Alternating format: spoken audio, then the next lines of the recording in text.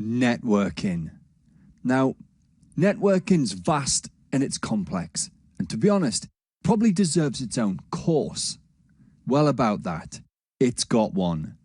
How about that? So, in this module of this course, I'm giving you the Cliff's Notes version. If you want deeper knowledge, and who doesn't, right? Well, hit this other course here. It's got all the details. And if you're following along in the container management learning path that we've got, kudos, right? It's already a part of that.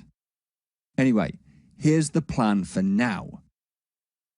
Wait, no big picture? That's right, no big picture. I like to keep you on your toes. We're straight in with networking types. Then it's network services, and then it's a recap.